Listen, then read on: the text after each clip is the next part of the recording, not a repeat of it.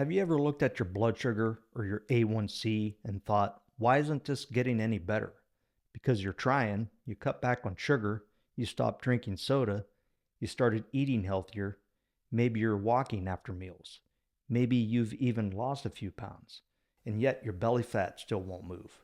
Your cravings still show up at night. You still crash after meals. You still need coffee just to feel normal. And every time you look at your blood work, it feels like you're barely moving the needle. That's the part nobody talks about.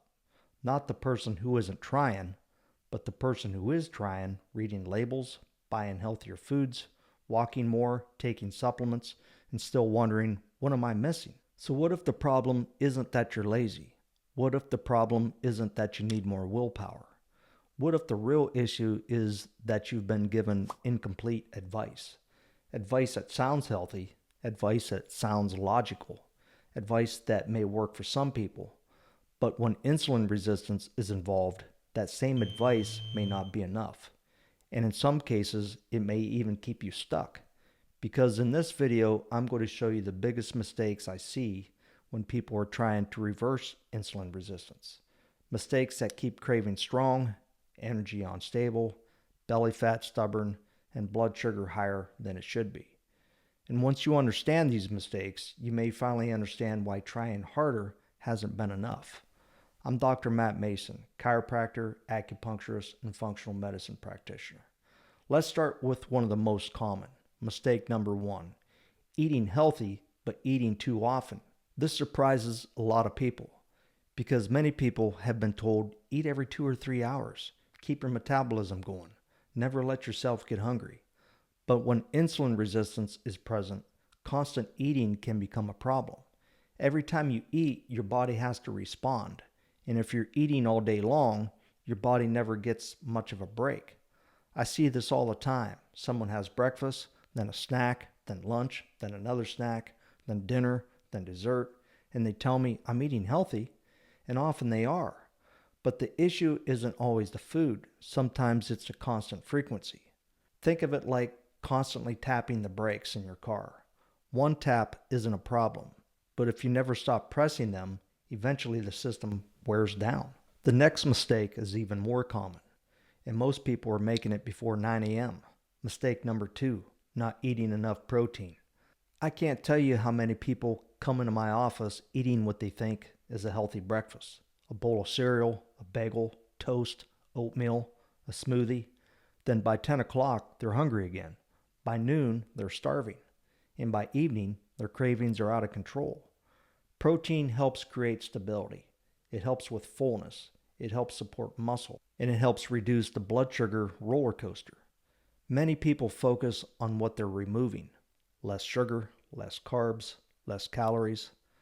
But they never ask, what should I be adding? And protein is often one of the biggest missing pieces. Now here's where people get frustrated. They start eating healthier. They start eating more protein, and yet they're still not improving. That's because mistake number three, ignoring muscle. Most people think insulin resistance is a blood sugar problem, but it's also a muscle problem.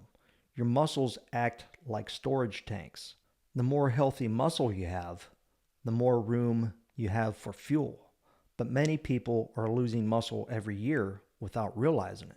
They sit all day, they don't strength train, they don't prioritize protein. Then they wonder why their metabolism keeps slowing down. This is especially common after age 40. And it's one of the biggest reasons people feel like they're doing everything right, but nothing is changing. Now here's another mistake that sounds healthy, but often backfires. Mistake number four, trying to out-exercise insulin resistance. Exercise is fantastic. I encourage it every day. But many people treat exercise like a magic eraser. They think, I'll just work harder. So they spend an hour on the treadmill, then they go home and continue the habits that created a problem.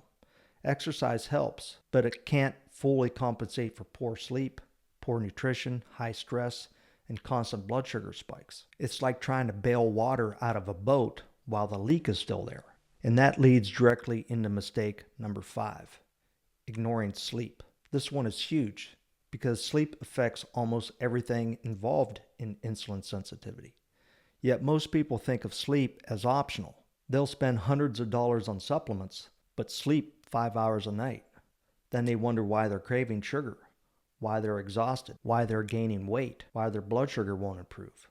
I've seen people make more progress from improving sleep than from adding another supplement. And speaking of things people overlook, the next one may be the biggest hidden driver of all.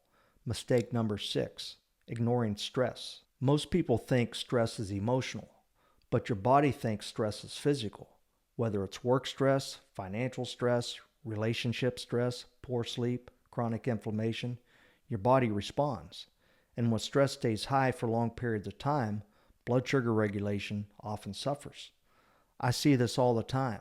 Someone is doing everything right, then life gets stressful, and suddenly their cravings get worse. Their energy gets worse, their blood sugar gets worse. Now here's another mistake I see constantly. Mistake number 7, only looking at glucose. Many people look at one fasting glucose number and think, I'm fine.